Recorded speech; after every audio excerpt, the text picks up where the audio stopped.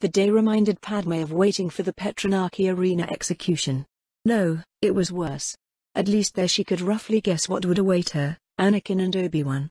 A bloodthirsty crowd numbering in the hundreds of thousands. Beasts or mercenaries or both hired to kill them all in ways to appease the masses and organizers. Rescue unlikely, the only chance of survival depending on whatever ingenuity or skills the three could bring to bear and hopefully last long enough to find a way out. Stuck at home like a prisoner and performing her duties from afar only enhanced the tension permeating through the air. Her revelatory conversation with Anakin just shy of 24 hours ago removed what little security she still felt on Coruscant. People she once spoke to openly and considered friends became instantly suspicious quite literally overnight with a handful of exceptions. A sickening tension began to fill the air within every room of her home, like a blaster permanently pressed into your chest and the gunman taking his time to pull the trigger. Padme asked her husband if this was what the dark side was. The pregnancy changed her in ways besides the obvious. She felt more attuned to the people and even objects around her. At times it was like the joy or pain of another was intimately hers too. Perhaps this was what let Bail's growing dissatisfaction with Palpatine echo into her thoughts so effectively. And what let her feel the smog gathering in the air, like a poisonous gag leaving her short of breath. Anakin's confirmation and follow-up hypothesis that their Force-sensitive children were enhancing their mother's attunement to the mostly hidden currents of the universe making it all up gave her the final answer. His joke about Padme becoming a Jedi once the twins came only slightly made her feel better. Anakin's quiet assurance that measures were taken for the protection of their family worked quite substantially more. But fully relaxing was impossible. Palpatine or whoever he worked with would make his move as soon as things escalated again on Utapau. Padme couldn't flee for fear of spurring him into earlier action. It also meant she couldn't increase her standard security measures lest the Sith become aware and bolster their efforts should they go after them. The situation there, however, would give her an opportunity to leave while whatever forces behind the scenes were too preoccupied to focus solely on her escape. The clothes she wore outwardly appeared her standard senatorial garb, expanded to help conceal the pregnancy, but that was far from the only modification made. Built into the fabric was an intricate web of armor weave plating running through the length, protecting most of her body, the most significant portion of the weave covering her belly. It fit her needs perfectly, allowing for ease of movement and protection precisely tailored for surviving a fight or buying oneself enough time to escape it. Her hidden weapon cache was never too far away. Built into the left couch of the veranda, a single press on her inconspicuous-looking datapad would burst it open, revealing a slew of blaster and iron weaponry capable of bringing down any human or droid threat. Her daily routine was altered thanks to the pregnancy, but not for the first time. She'd already reported feeling unwell on several occasions before. One more time shouldn't make things too peculiar, hopefully. And so Padme went about her business to the greatest level of normalcy possible. She chatted with 3PO, received regular security reports from Captain Typho, followed any goings-on in the Senate via communication with Bail or Mon Mothma. Nothing of substantial worth happened there. Palpatine spoke, the Senate bobbed their heads up and down throughout, and the irrelevancy of the whole ruling body became even more woefully obvious. Eventually, night came, and with it, the lingering effects of the dark side seemed to intensify, sending a chill running through Padme.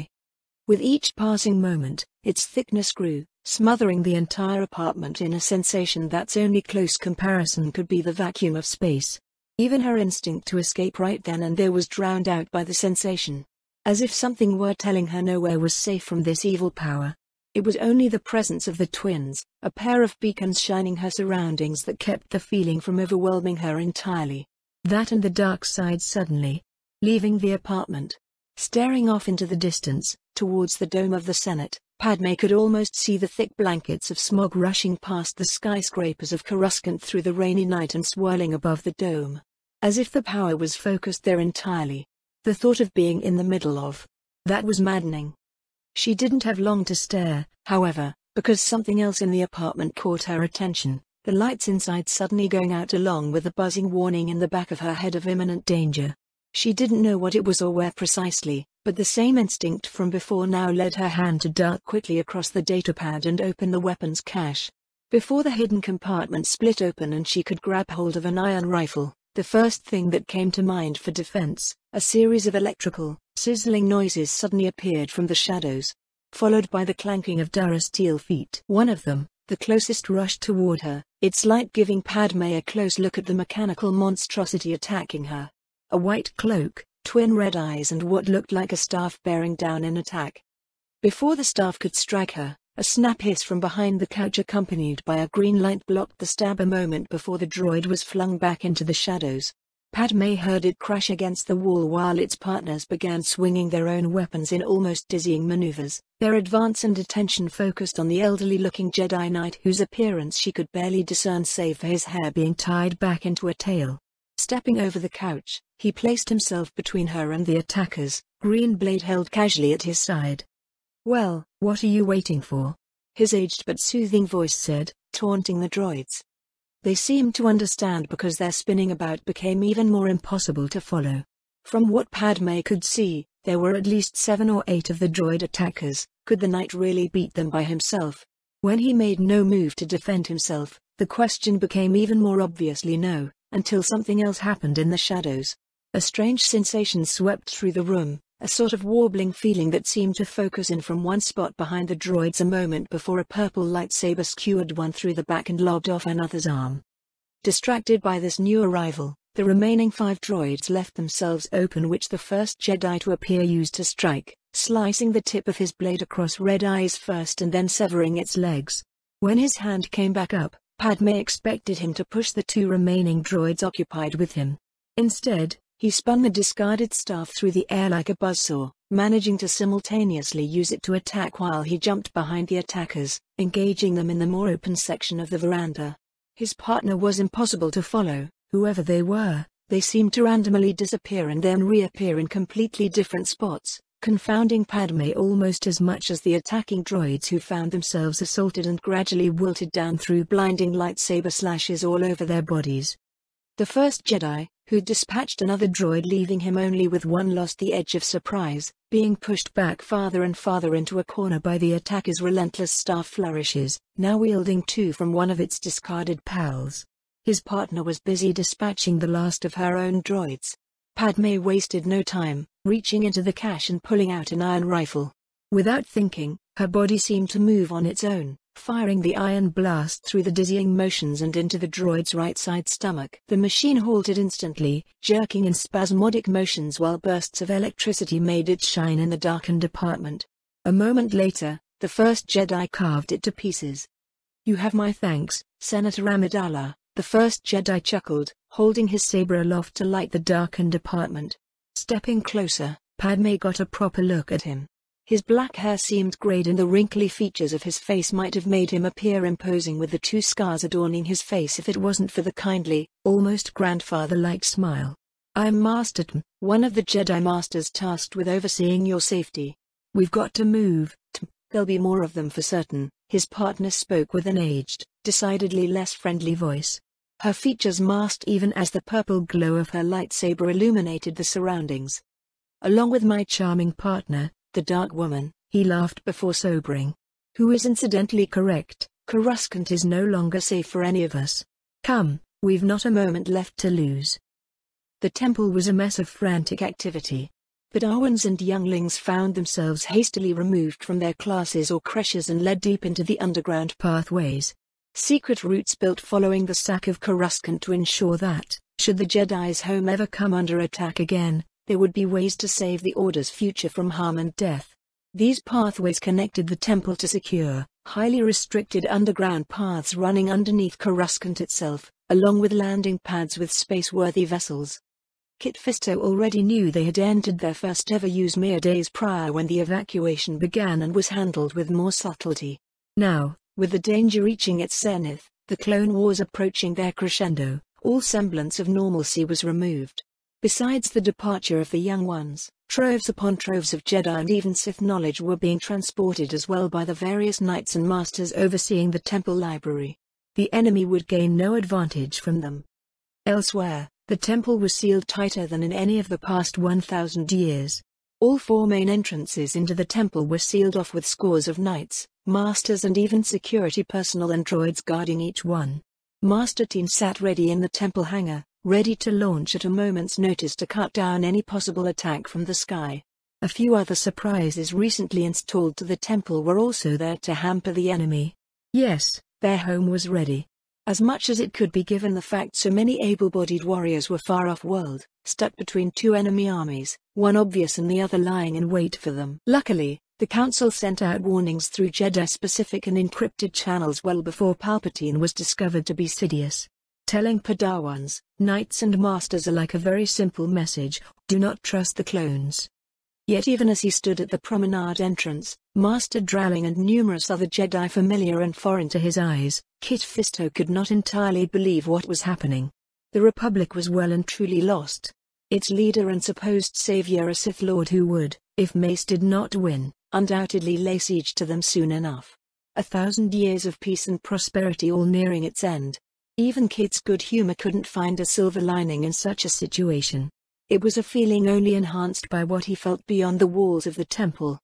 The dark side was focused at a singular place, removing itself from all of Coruscant, drawn by Sidious and Mace both. Kit was no stranger to its sensations, his chosen fighting style, and its inherent aggression sometimes taking him very close to places most Jedi would not and should not go. But what he felt here, even across several districts away, was power beyond power. A nexus point of absolute dark energies with a weight he was sure could crush starships. Mace was most definitely drawing himself deep within that raging storm, but could he withstand it? Even with Vapoid. Silently, everyone guarding the promenade observed the fight as though it were happening mere inches away, waiting to see what would happen. Wanting to intervene but knowing full well it would be futile. The retreating Jedi needed everyone to guard their escape, and if Mace should fall, every moment he could buy for them. Kit didn't know how long they stood there, waiting for what would happen next. What he was certain of was the collective chill that ran down their bodies when the dark side simmered down but did not vanish. Whatever storm that raged inside it had finished. But it didn't vanish. Instead, it began to spread back out across Coruscant, covering everything outside the temple in the same smog as before. If its potency grew any more, the Jedi Temple would appear as a single island of normalcy in a void of absolute nothingness. Even the rainstorm of Coruscant's artificial weather seemed as far away from them as the system's sun. Shark T, Kit contacted her, fingers curled tightly around his saber. How close is the evacuation to completion? Halfway there. We've already taken all of the information from the archives to safety and deleted the rest, she sighed on the other end. But we'll need more time if we're to get everyone out. The ground began to shake beneath their feet, increasingly so with each passing moment. A rhythmic thumping numbering in the thousands, perhaps even tens of thousands, reverberated even through the vast temple blast doors and stone walls. Even with their force perceptions to the outside galaxy dimmed, none of the Jedi could doubt what was the cause of this. Jedi. This is CT-0000-1010 addressing you, the familiar voice of a clone trooper, of the bounty hunter Jango Fett, called out them from outside, his voice betraying no conflict or hesitation. By order of the Supreme Commander of the High Army of the Republic, Chancellor Palpatine, you have been judged guilty of high treason, conspiracy and attempted murder of the Chancellor himself. Lay down your weapons, and you may avoid further death. The assembled Knights and Masters stood in silence, letting the words sink in. A moment later, Kit Fisto couldn't help but laugh. Even with Mace's death, the fall of the Republic and the Jedi Order hours away, the fact that Lying Viper was still trying to play the kindly, reasonable authority figure was too absurd not to laugh at. Just another Jedi trap. If they accepted, Palpatine would ensure no one left the temple alive. They would fabricate some show of force or resistance to justify pacification, leaving them only to fight, working in his favor again. What enhanced the grim hilarity of the situation was the inevitable farce the next meeting of the Senate would be. The most heartbreaking piece of black comedy in a decade full of them. Many of the nearby Jedi looked at him in shock, some in barely concealed disdain at his behavior. Master Dralik did neither, surprisingly enough. Instead, the Jedi Battle Master trained by Master Yoda himself and who'd gone on to pass his wisdom and knowledge of all martial Jedi arts and beyond to well over a dozen generations simply smiled sadly. Kit instantly knew he'd grasped the situation as well. Kit sobered up quickly, however. His brief spasm of humor serving, as it always did, as a means of venting the dark thoughts and feeling from in and outside himself into the Force. An unorthodox approach to many and certainly never showcased as bluntly as just then, but with the end approaching, it would not matter much. "We'll hold them back, Shark T," Kit said to her even as the marching outside steadily came to a halt. "Save as many as you can, we'll handle the rest." "Understood, Kit. May the Force be with you." "You as well." Putting the projector away, Kit stared at the blast doors which would no doubt be brought down sooner or later. "Been a while since we've fought together, hasn't it, Master Dralik?" "Indeed it has," the older Jedi said in a tone one would find more appropriate for a casual meetup in the hallways. "I'm quite curious to see how you've grown in that regard, young Kit. There'll be no shortage of demonstration from us all." And so, the Jedi scattered throughout the main hall into pairs or groups of 3, using the vast pillars inside and their own familiarity with the surroundings to their advantage. The lights inside were dimmed, they would not need them. Small security drones were dispatched around, to be sent as an initial attack force to distract the clones long enough while the real battle lied in wait. Soon enough, the pounding of blaster fire against steel and stone erupted, booming throughout the inside of the temple like a gargantuan gong. It came from all over, meaning they'd already dispatched aerial forces to no doubt open pathways for transport ships. Not that the higher levels mattered anymore, so long as the secret pathways leading to the escape routes at the bottom were covered, they could have the rest of the temple. All several stories worth of it booby-trapped to hamper and destroy their advances. The booming grew louder and louder, the sound of metal rending and sizzling nearby filled the air before at last, the main entrance was annihilated in an almost dazzling explosion of oranges and blues. Flashlights and shouts soon filled the otherwise silent hallway entrance. No doubt the other 4 ones were breached or soon to be. But the defenders of the main one did not bother themselves with worries for that. Nor did they let the fleeting worries and curiosities regarding the clones cloud their judgment. Their former allies wouldn't hesitate to strike them down and they couldn't afford to extend them such a courtesy, even after 3 years of fighting together. The security droids went first, their attack protocols set to the highest possible setting, the one reserved for master-level Jedi practice. With blinding speed, the dozens of orbs descended upon the entering clones, pelting them from all sides with blast fire, darting through hailstorms of returning shots. The Jedi waited silently, drawing on the Force perceptions beyond sight still afforded to them until the moment to strike presented itself. When it did, they did so fast and hard. Kit and Dralik were among the first to enter the fray, darting past the pillars and down steps in the darkness with the quickness of speeders, entering amidst the clone forces before any of them realized it. A great many would also die without knowing who or what cut them down.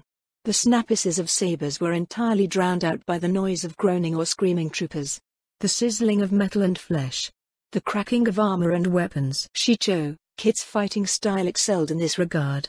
Forming the purest possible basics of lightsaber combat, the style was raw, unpredictable yet also geared towards attacking precise strike zones on the body, right arm, head, legs. When taken to its highest possible level, it was possible for a Jedi to turn themselves into a wild dervish of the offensive moment, particularly effective against groups of soldiers. In spite of the clones firing with far more accuracy and greater reflexes than any Confederacy droid, they died by the scores. Yet Kit wasn't arrogant enough to ever attribute this all to himself. For every 5 clones he felled, Master Dralik seemed to multiply that number by 10. From what fleeting moments he and the other Jedi defenders could see in the madness of fighting, the troll showed himself to be one well worthy of his reputation. One moment, he would practically fly across the sky like Master Yoda before grounding himself and swatting aside hails of blaster fire with an ease Kenobi would have been impressed by. His punches and kicks were strong, his blade wild but precise, his force pushes far-reaching and powerful. The other knights and masters descended into the fray, crashing against the incoming stream of enemy forces far outnumbering them. Kit was instantly reminded of Geonosis from years ago. Whoever else in this group to survive that particular encounter no doubt thought the same, among other things concerning the arena. But there was nothing left for words, or worries or fears. Each and every Jedi there from the youngest to oldest simply drew themselves into the Force, letting it guide them perhaps in ways they'd never felt so profoundly before. When they struck, dodged, fled, taunted or lured, it was all by the designs of a power far beyond them but one they were happy to serve. This feeling did not diminish, not even as the fighting dragged on for minutes then hours. Even as their numbers began to diminish and more portions of the entrance hall were demolished or sacrificed to hold back the enemy. The calls of other Jedi, reporting in more break-in throughout the temple, cries of fear or even anger went unanswered. There was only the here and now. An explosion to his side, taking the lives of 3 security force Jedi, nearly sent Kit stumbling to the ground were it not for Master Dralig pressing his back against Kit's, steadying him. Without a word, they took a tried-and-true formation of the Order when faced by countless blaster wielders, back-to-back defense. Covering each other this way, the 2 masters were able to draw more and more enemy fire toward themselves while the younger knights, those who could and should still escape, fled into the deeper parts of the temple. Once they were away, the various passageways leading into the center of the base level burst into fire from explosive rounds, burying their retreat behind hundreds of tons of ancient stone and rubble. The fact it left Kit and Dralig trapped there with nearing hundreds of clones and many more still waiting outside was irrelevant. The 2 Jedi shared the telepathic approximation of acknowledging nods and together, unleashed a telekinetic blast of such force, the various clones were hurtled through the sky like insects against a windstorm. It also blasted the accumulated smoke of grenade and other explosive detonations in all directions, clouding the enemy's lines of sight. The 2 of them wasted no time in darting in, carving a bloody swath through clone after clone, even procuring discarded lightsabers from their fallen brothers and sisters. There was nothing the 2 didn't resort to in this final stand. Stabs and slashes through any point in the body. Punches, kicks, elbow strikes of bone-crunching, meat-grinding kinetic power. Applications of the Force as obscene as flinging massive stones or as subtle as momentary mind tricks to buy just a precious moment longer. So all-consuming was this immersion in the Force that Kit did not even notice the myriad of scorching injuries he'd acquired throughout the night until a series of rocket explosions to his immediate right consumed Master Dralig in fire and propelled Kit across the room. Something inside crunched when his back struck against a thick, stone pillar, his entire body going numb and lightsabers lost to him in the detonation. Any attempt to get back up left him crashing back onto the ground, blood gushing out in loud coughs. But he didn't focus on these material sensations or even a teacher's death which he embraced with a calm ease. Instead, Kit Fisto noticed the sun shining outside, through the crack in the roof. Its warmth was very soothing. Dimly, he could sense more clones approaching his location, slowly and with much more apprehension than one dead man deserved. But Kit didn't mind. It let him enjoy the rays for what felt like a long, relaxing time. It also gave him the time to do one more thing. "Is he dead?" a clone asked, blaster rifle trained for Kit's head, his companions halting their assault and staring in the Jedi's direction. "No, he's not," the one most at the forefront said, a tone of frustration cutting through usual clone professionalism. "But I'm fixing that." Kit's only response was to laugh, letting the sound carry through the usually silent room and shock the clones freezing in place. Though, the effect might have been enhanced by his entirely bloody teeth. It didn't matter, their hesitation bought him enough time to reach out through the Force one last time, activating several carefully placed demolition charges or frag grenades amongst the troopers. Before the fire even reached them, him and swallowed the entire entrance hall. Kit already passed away peacefully into the Force. Before Grievous' decapitated head touched the ground, Obi-Wan and Anakin already moved to reposition themselves behind one another in a joint defensive stance. The former entered the Sorisu-ready stance, blade held at chest height and knees bent to shrink his height, minimizing all forms of body exposure. The latter pulled his blade back in a sheen-opening stance, exposing considerably more of his body and inviting the droids to open fire. An imminent attack numbering in the thousands. Despite remaining staunchly indifferent even as their recently deceased commander steadily lost his fight, the droids' mechanical brains didn't lack quite enough common sense to not respond to his demise. In an instant, thousands of whirs, clangs, and shifts between metal parts commanded by servo motors filled the air. Arms and legs shifted, armored handheld blasters and cannons aimed and mechanical brains worked at lightning speeds to process the firing order to come. Even for the team who'd survived and cut down more than a few seemingly overwhelming swarms of battle droids, this situation was troublesome. Not simply because of the sheer number of blaster bolts about to get fired, but the disparity in power between them. Some shots were capable of scorching through clone armor whilst others could rip armored trooper carriers apart. Lightsabers alone could not compete with the latter, and their available room to flee was decidedly limited. An ordinary bystander might think Obi-Wan and Anakin had reached the end of their path. They would be quite wrong. Despite the odds stacked against them, neither Jedi felt worried or afraid. The Force would provide for them or it wouldn't. The answer became clear to them in the moments before the entire hangar turned into a two-man focused free-fire zone. With blinding speed and deathly quiet, Boga and Doba both darted through the upper levels of the hangar, never leaving it in spite of their riders' instructions. The Dragon Mounts showcasing their keen skills of observation and problem-solving in a pinch by copying Obi-Wan's earlier maneuver. Striking at the handles, keeping various, gargantuan crates suspended overhead, their sharpened rock-climbing claws proved equally good at carving through Dara steel. Each resounding boom of the things falling several stories was followed by the visceral crunches and splats of entirely or partially decimated battle droids. It was just the break the Jedi needed. Running in the same direction as their mounts still up above, Anakin and Obi-Wan took full advantage of the droids' diminishing numbers, scattered attention and newly afforded crate cover to turn the odds back in their favor. Without even gracing the dozens of bolts still sent their way with so much as glances, the two kept each other covered on both sides and promptly leapt off the hangar edge. Dobu and Boga were already there, clawing into the 45-degree angled slab of metal just under the hangar's open section and waiting for their riders. Once Obi-Wan and Anakin were both safely in their saddles, the Dragon Mounts leapt further still, circumnavigating through the metal monstrosity that was the outer hull of a parked Confederacy vessel. The chaos throughout the sinkhole city spread quickly, with droid groups situated all over either beginning to or already firing on the Jedi. The Dragon Mounts, with more than a little help from the Jedi guided by the Force, darted to one side or another even as rocks and slabs exploded into minuscule chunks just a few feet away from them. That wasn't the problem, however, it was the fact they had to keep going down. "We'll have to turn around soon," Obi-Wan shouted, mentally nudging Boga to perform a leap away from a jutting rock that was about to get incinerated. "We can't afford to get stuck on this planet for too long."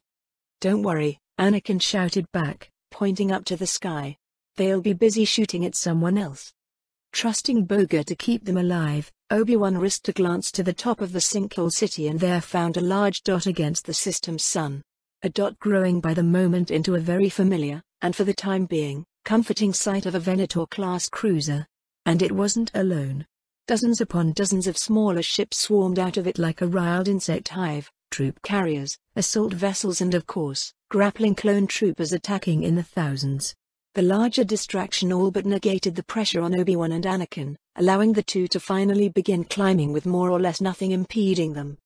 Explosions went off constantly, the sounds of blaster fire seemed to come from everywhere and on their comlinks, the team could hear chatter from troops across all levels, reporting in injuries, victories, defeats and stalemates alike.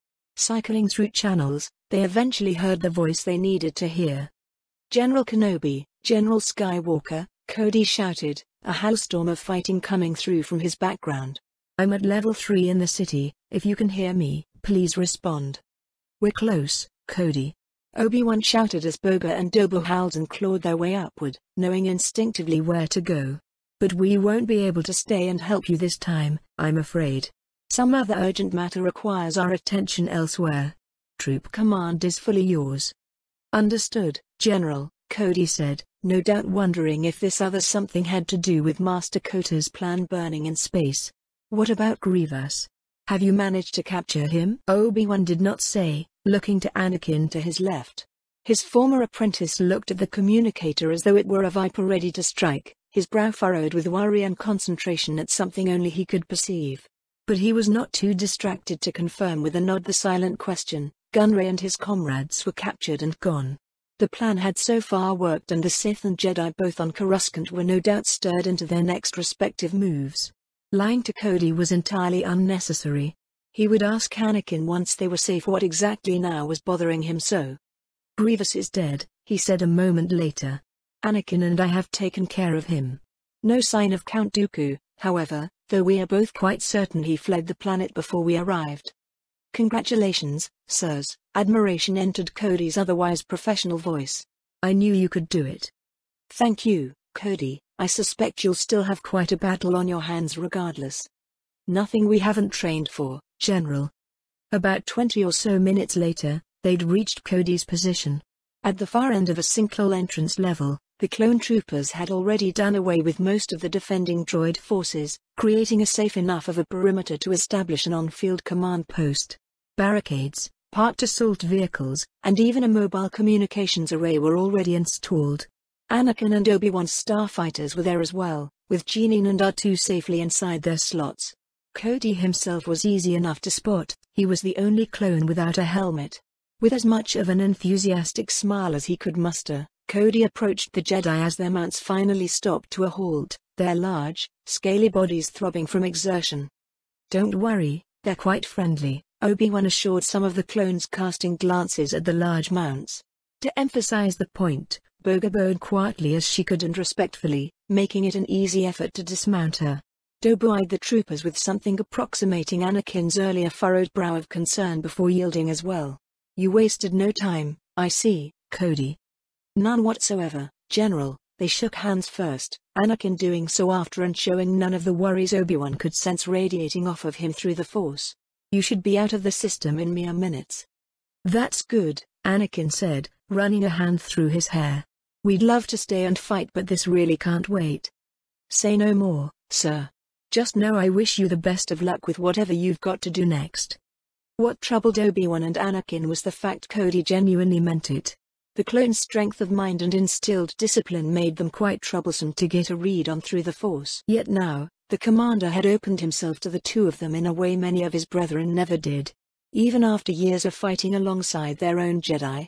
Of course, up until recently, they'd learned to trust the clones implicitly, but matters on Coruscant had cast a shadow over this relationship.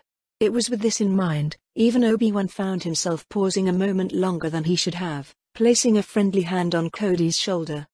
"And you as well, my friend," he smiled and then turned away, partly to avoid letting something show and to say farewell to a pair of new friends as well.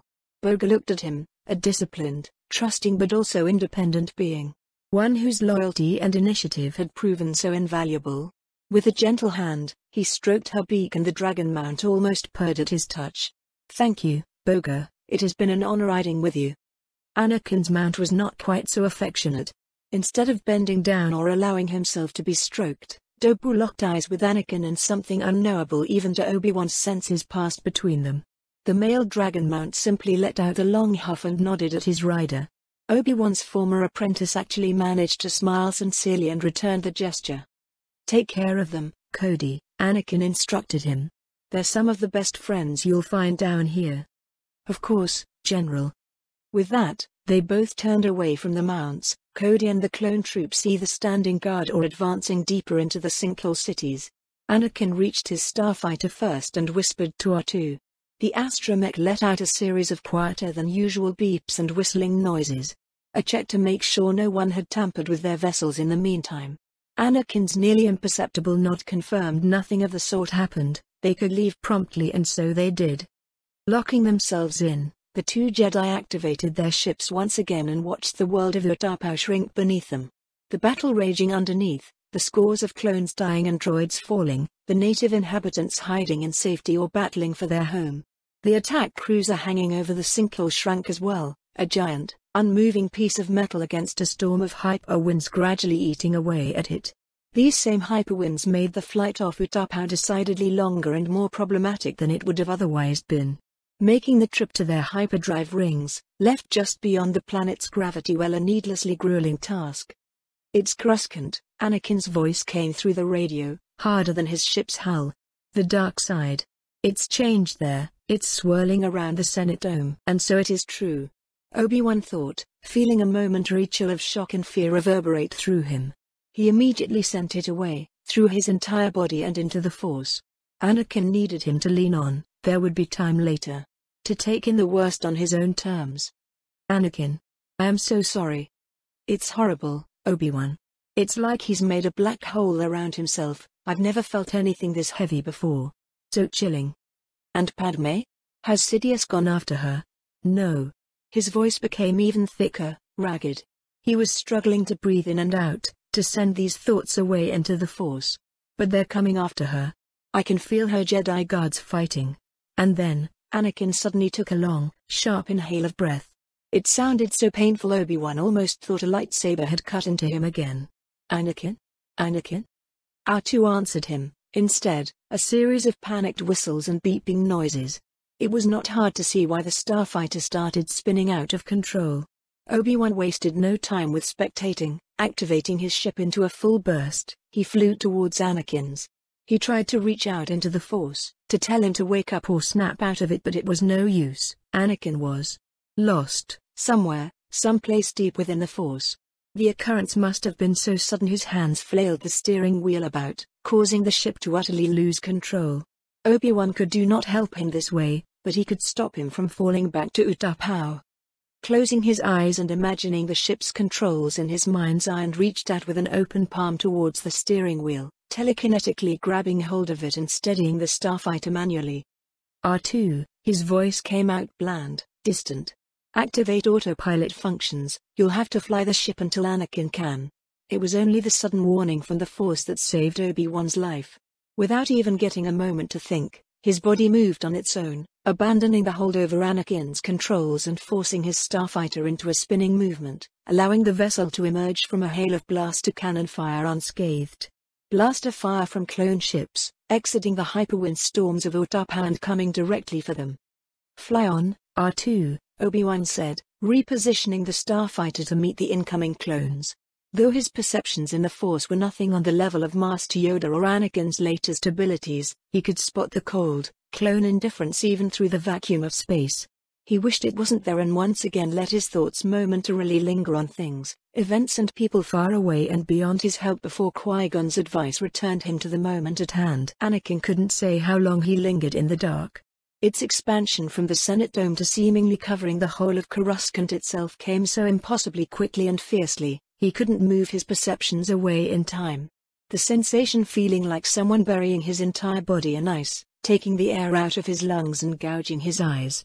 Whatever movement he tried to make was impossibly heavy, whatever name he shouted was consumed by a deafening silence. Even his worries for the Jedi Order, for Master Windu, the Republic itself, his family all vanished next to one question: how could anyone choose to live with this kind of power? You'd have to be deluded or completely insane. The fact he could put a face to this insanity, the face and voice of a man he thought was so kind, so thoughtfully and so righteous for so long. The voice of a friend, of a man he'd considered family right alongside Obi-Wan, his wife, and his mother. All a lie, a mask to hide this. A monstrosity of the Force. Something so horrible it shouldn't have even been possible to appear in human form at all. If it weren't for a single strand amidst this darkness, glowing brighter and brighter as it moved away from dark side, Anakin wasn't sure how he would have found himself again. Padme and the twins, their unique sensation in the Force invigorated him, gave him the strength to escape. Holding on to this feeling for dear life, Anakin let it carry him out of the black hole and away from Coruscant. He felt like he could breathe again, but just for a moment. The second he gathered his thoughts, he had to leave his family behind and stretch out to everyone else, and what he felt there almost made him want to go back to the dark. All throughout the galaxy, Anakin Skywalker sensed the Sith's endgame happen in real time, as though he were a live spectator to the events. As though he was the possible victim to them himself. He was Barriss Orphy on Felucia, gasping for breath and fleeing into the jungles after an ATT nearly blew her up. He was Ayla Secure, clutching her bleeding side as clone blaster bolts whizzed past her head. He was Master Mundi, trapped in a command headquarters with dozens of hostile clones closing in from every side. He was Master Kun, performing every trick in the book to keep his damaged starfighter from crashing or exploding. He was Master Asharad, saving fellow Jedi from clone backstabbing even as a bolt sizzled into his belly. Anakin Skywalker was all of these individuals and so many, many more. A witness to their survival and their deaths. But not the only one. The one exception who could also perceive the tragedy of the Jedi Order unfolding across the galaxy. Master Yoda, looking as though he'd been struck with a saber through the heart, his eyes distant and breath ragged as he took it all in. It broke Anakin's heart to see him this way. Somehow, Anakin managed to focus enough to send a signal to the Grand Master, to tell him that not everything had gone horribly wrong. Master Yoda looked at him then, acknowledging his presence and seeming to draw strength from it. The pain was still there, but seeing another Jedi, even though the Force and so far away to physically help him, caused the tiny, green Jedi to stand taller. In turn, Anakin felt his own shock diminish, Master Yoda's resolve strengthening his. "Thank you, Anakin." Yoda's voice carried itself through the Force, making it seem as though they were right next to one another. Even more incredibly, the Grand Master managed a genuine smile before someone from behind caught his attention. With an imperceptible nod, Yoda refocused his attention back to the matter at hand. Anakin did not sense or feel his death or pain in the Force. But what he did feel was worry. From Obi-Wan? With a gasp of breath, Anakin blinked a dozen times over, stared wildly at the cockpit. R2 beeped, alarms rang in his ears and outside. A little ways behind him, clones were trying to gun down Obi-Wan. Not on his watch. Without a word, Anakin focused on the here and now and took full control of the ship, ignoring R2's relieved whistle and sped toward the dozens of clones zipping around Obi-Wan. Taking a calming breath, Anakin made all his skills as a pilot conjoins with the will of the Force. Obi-Wan, whose starfighter was smoking from the left side, was moving just a bit too sluggishly. But when Anakin's assault began, Obi-Wan moved out of the way deftly enough. The clones, who were completely indifferent to the prospect of murdering their own general, didn't see Anakin coming. Timing his spin and blaster fire precisely, he took down over 15 enemy pilots in move. While the rest were busy wondering just what happened, Obi-Wan jumped back into the fray, taking the offensive route and acquiring a respectable 14 kills of his own. The rest of them were smart enough to back off enough while their incoming reinforcements came to back them up. Not that they'd get there fast enough. Pushing their ships to the uttermost limits, Anakin and Obi-Wan entered their hyperdrive rings and punched in the coordinates, vanishing well away from the Battle of Utapau. "Mistress Padme. Mistress Padme." 3PO's gentler-than-usual voice roused her from the sleepless rest. She was grateful it was one of those considering the circumstances. Their flight from Coruscant was a troubling affair for reasons beyond the ones that managed to pile up in the madness of the past week. A siege, Palpatine's probable ties to the Sith, and then an attack on her own home by separatist forces. A more ordinary person, for lack of a better term, would have been pushed to their limits just from one of these instances. That wasn't a luxury afforded to her.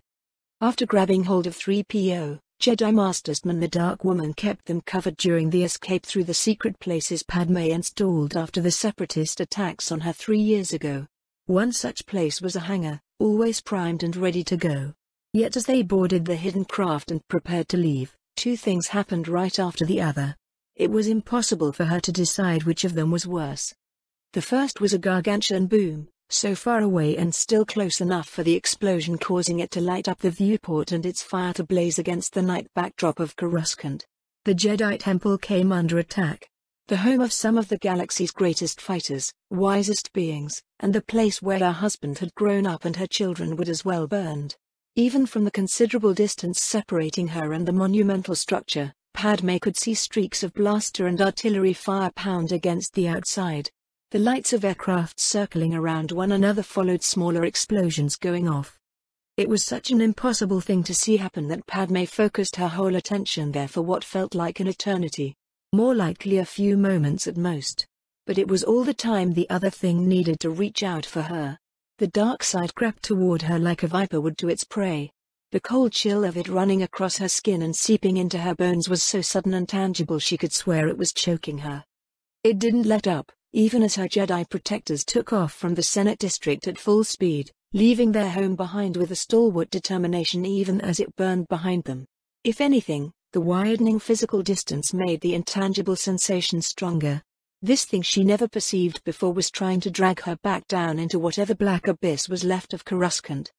That was when her family came to her rescue. The dark side didn't scare the twins, even as it appeared to practically claw through her belly towards them. Her children, not even born yet, showed an unwavering resistance to the power. The warmth coming from them was her lifeline, and Anakin's too. Padme sensed him as well, reaching out first into Coruscant itself. She almost yelled at him to stay away before his thoughts found them. It was a brief sensation, but it was all the four of them needed to last this part of the nightmare out. She hoped anyway. Anakin left them just as quickly as he came. No doubt he and Obi-Wan were in some immediate trouble on Utapau, either from the droids or their own troops. It didn't need a master investigator to put the pieces together. Palpatine was the secret Sith Lord and just a few days ago named himself Supreme Commander of the GAR. Every single Jedi in the galaxy was trapped between two armies out to kill them. Master made her feel a little better, managing a comforting smile despite the circumstances and telling her that the Jedi forces were forewarned about possible clone treachery. It wasn't a perfect solution, no doubt many would still die regardless. But a knife to the back is always far easier to avoid if you hold even a sliver of doubt. If only they'd done the same with Palpatine sooner. It was the thought she fell asleep with once the exhaustion of everything overcame her.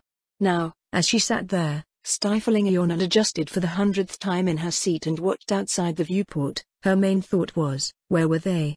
Into view came a large, cloudy world whose very terrain and oceans were shades of green. A jungle world? Possible but hard to say from just a first look. The unfamiliar coordinates punched and didn't give her any answers either. Sleep well, Senator? Master asked with a friendly smile. Not sure I still am one, Padme ruefully answered. But yes, I rested fine. Do you need anything, mistress? 3PO spoke up. Water? A thicker blanket? I'd advise against picking the second choice. Where we're going, well, let's just say being cold won't be a worry.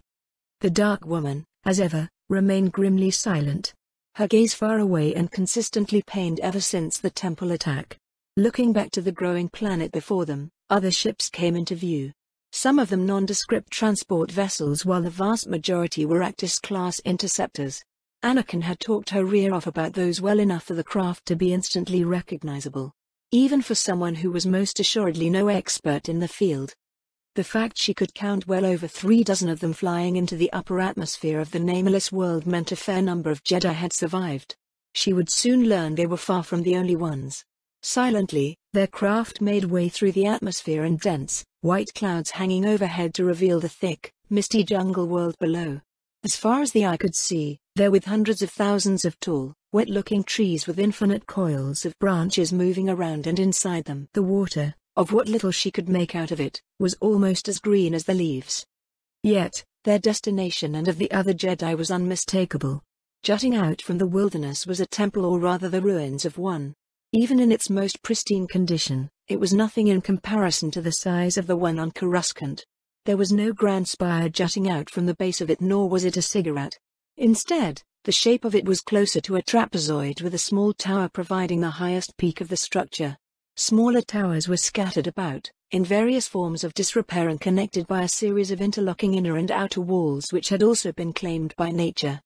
Down below, as they hovered above a makeshift landing platform, Padme got a good look at the buzz of activity. Dozens, if not hundreds of people, were running all above the place, some of them carrying crates of equipment or some other valuables important for the other. Makeshift medical teams helped wounded Jedi from their starfighters. Squinting against the bright, morning sun coming into the cockpit, Padme could have sworn she spotted someone resembling Obi-Wan leading a group of children in an organized line into the temple. But one person stood out from them the most. He waited for them, for her, just outside the platform with a tiny, unmistakable astromech droid by his side. The instant the ship landed with an audible thud, she rushed out. 3PO's protests about running in her condition went ignored. The blast of heat might as well have not existed, the chaos of a galaxy going to dark places forgotten. The only thing that mattered was the fact their family came together again in a crushing hug. My Master Dooku began to kneel as the blue hollow projection of Darth Sidious sprang to life, the glow illuminating the otherwise pitch-black control room within the Klegacorp mining facility. In the hours since his performance within the Supreme Chancellor's suite against Master Windu, Dooku returned to immersing himself within the dark side of the Force within the lava planet. As he already had for days since the failure above Coruscant. The intoxicating power soothed away some troublesome thoughts regarding his former Jedi colleague. Dooku knew from the beginning of his apprenticeship that Windu would have to perish. He was, despite his paradoxically close relationship to the dark side, a Jedi through and through.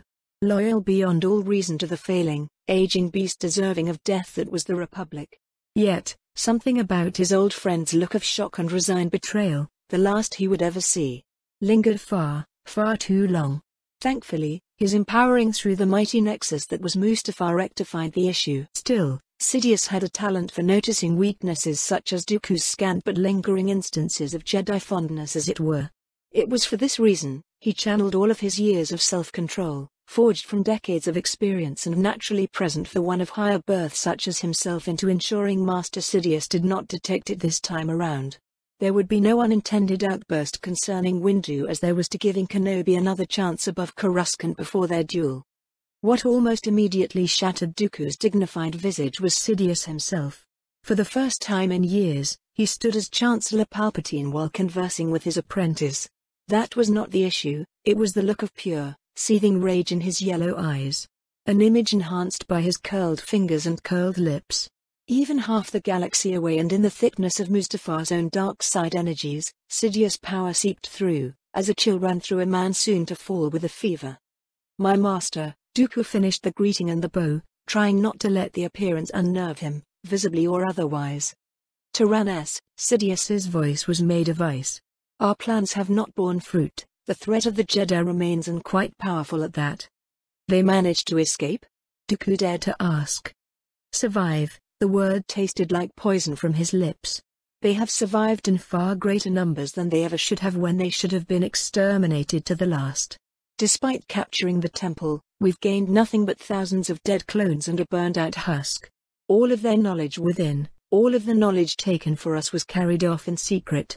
The less said about their casualty rates throughout the battlefields the better." Dooku blinked once, then twice, staring at the nearly pitch-black floor. Casualty rates? Extermination? What was happening here? "Forgive me, my lord," he said carefully, voice full of respect and reverence for his superior. "But what is all this talk of Jedi extermination? Was there some alteration to our plans beyond my understanding?" The tiny black holes within Sidious' otherwise yellow eyes managed to narrow still and Dooku immediately found it very difficult not to look away. "And what was your understanding of the plan, Lord Tyrannus?" "Mass conversion," Dooku said it as though it were as obvious as calling Mustafa a burned, lava-churning firepit.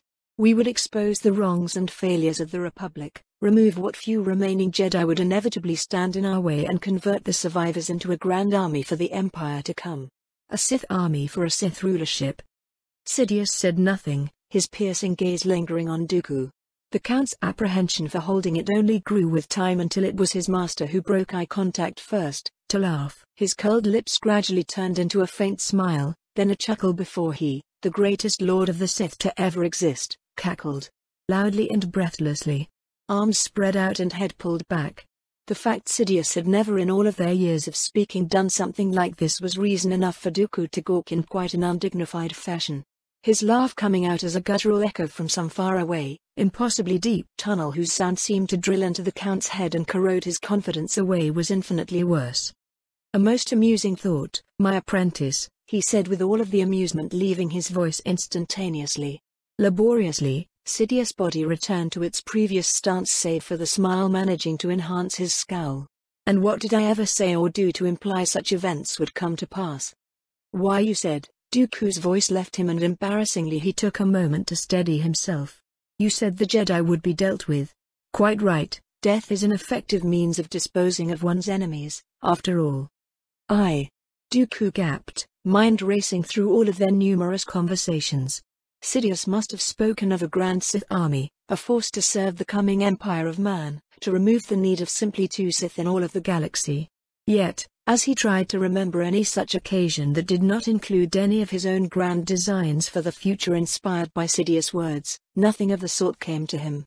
All he could recall were endless promises and statements about correcting the failures of the Republic, the need for a new power to rise in the form of an empire, and the necessary fall of the Jedi to accomplish both. "Your memory still serves you quite well, my apprentice," Sidious' voice cut through his recollections with the swiftness and ease of a saber. "So we cannot blame your poor understanding of what has and what will come to pass on this." Could it be that your thoughts of a grand Sith army come from your lingering sentimentality for the Jedi?" "No." Dooku denied it promptly and with a fury entering his voice. "My allegiances to the past are gone, for reasons. For reasons I understand quite well, yes." Sidious' voice lowering doused the nascent flames of the Count's indignation. "Yet I can find no other reason for you believing, no, expecting that I would spare thousands of Jedi. Worse, that I would break the sacred rule of two to do. What, I wonder?" Spare enough of your comrades so the losses of the comparatively few dead could rest easier on your conscience? Come now, Tyrannus, I thought you a far more practical man. It is practicality which guided my assumptions. Even if most of the order were too troublesome to convert, surely attempting to do so would be beneficial to us. A force to channel the dark side and spread your will throughout the chaos of the galaxy that is sure to come from the wake of the Clone Wars. Thousands of rivals, Sidious said matter-of-factly. A foolishness the Sith entertained for far too long and were nearly destroyed for it. One I would never suffer. The only galaxy in which the Sith can rule forever is a galaxy without Jedi. There is nothing more our ancient foes deserve than absolute annihilation. Dooku stared at the holoprojector and felt something shaken within him, something he had not felt since his encounter with Yoda on Vjin. Just as in that occasion, the Count very nearly allowed himself to wonder if, no, that would not do. Under no circumstances. His mind was made up years ago and there was no room for doubts. Not privately. And not with Sidious standing before him, probing through his mental shields to get to Dooku's heart. The Count didn't care. Let him do it again, the results would be horrifying. And so, Dooku let the power of the dark side flow into him, chewing at these useless thoughts and feelings as a great beast would maul its prey, devouring them into depths where they would trouble him no more. With a steely, dignified gaze, he met Sidious' eyes. You are right, of course, my master, he bowed again. Forgive the foolishness of an old man. Please, how might I serve you next? Similarly to what we did to Master Windu, a faint note of approval entered Sidious' voice. I am addressing the Senate this afternoon. Prepare to perform as you never have, Tyrannus. We've quite an audience to please.